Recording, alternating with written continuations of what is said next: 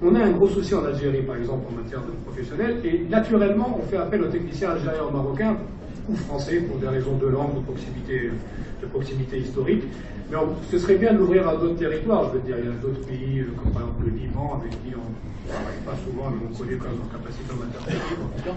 Et donc, mettre un site internet dans ce domaine, à mon avis, ça n'a pas été recommandation de la réunion, mais vous me demandez une richesse personnelle, ça fait, je pense que ce serait un point très important. Merci. Merci.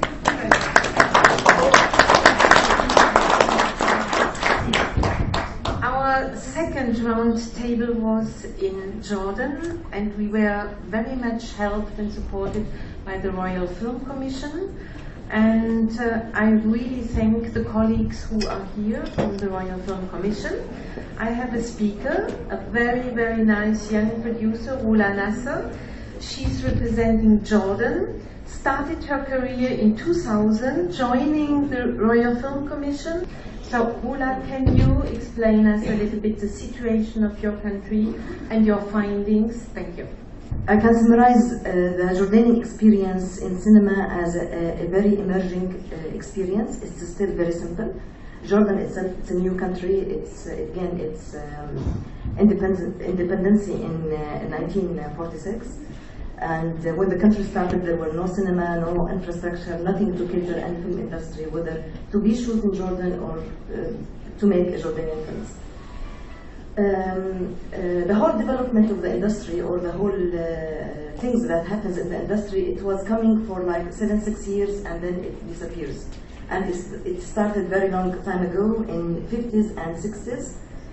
People were like enthusiastic to make films, and there were no still TV in Jordan. So they started to work together, and they made like 5 films in 10 years. And the first co-production happened at that time between Italy and Libya and Jordan. And after those 5 films, the Jordan TV appears, and it started to fund films. And it was only for a short period of time, around 2 years. They funded a couple of films, documentary and fiction, and they started even to fund TV series. And after those 2 years, they stopped funding films and they concentrated more on TV series. So this is why Jordan is very well known in TV series in 70s and 80s. We were like exporting TV programs to all the Gulf area, and we were very well known in that aspect. And cinema was completely disappearing. There were like trials from here and there, documentaries for documentaries films, but nothing called fiction, and there were nothing on the map called Jordan films. After that, okay, the Iraqi war came, and the Jordanian TV series were like not supported like before because of the stand of Jordan in the war. So even the TV started to produce less and less of these dramas, which caused more of the deficiency in the market, where talents, they started to leave the country and work abroad.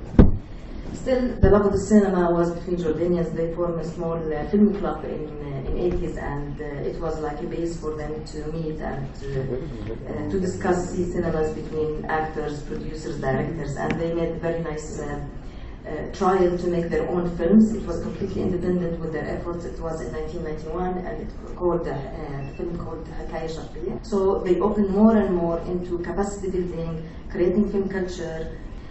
Moreover, more training were happening in Jordan with the Danish Film Institute. Amman Film Cooperative opened as well. So there were like more and more people who are getting training, who are making short films, and that's it. We stopped there. In 2008, we had RISICA, which is Red Sea Institute for Cinematic Art, and it gives a master's degree in cinematic art. Another school opened its SAE, which is, it gives like a diploma in filmmaking and mainly concentrating on audio. So more and more the need for making Jordanian cinema is rising in Jordan. More talents there, more people who want to tell stories. But the main thing was, our problem is the financial problem. So the whole educational idea moved the cinema in Jordan, and more people are well known abroad now to make more connections, to find more investors, and to make more films. My wish list as well, we were talking about the co-production, and we have a lot of debate about co-production, but I think we need a lot of help because we're still new. When we go to the co-production market, it's something, it's a forest for us. It's like the endless challenge. So we need a guidance where to go, and not to go making, not to start with the very big films. We have to have like our small ambitious to start learning from the whole process. Thank you. Very short. Yeah. Thank you.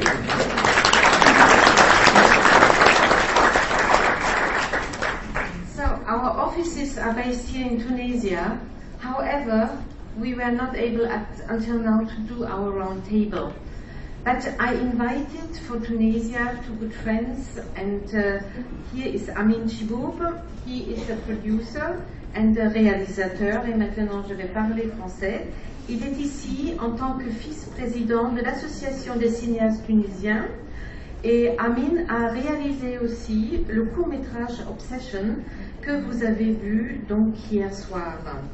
Alors Amin, maintenant en tant qu'association des cinéastes tunisiennes, quelle est la situation actuelle et quelles pourraient déjà être les recommandations de la Tunisie, de l'association et de vous-même personnellement à notre petite équipe pour notre action, table ronde, consultation, être à votre écoute.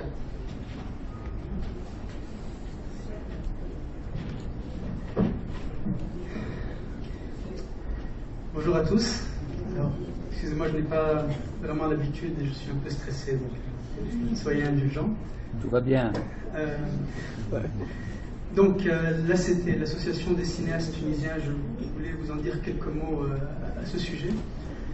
Donc en fait, cette association a été créée dans les années 70, mais durant ces 10 dernières années, elle a été récupérée par un cinéaste proche du régime de Ben Ali, qui l'a gardée pour lui et qui en a exclu tous les cinéastes, de telle sorte que ma génération ne connaissait même pas l'existence de cette association.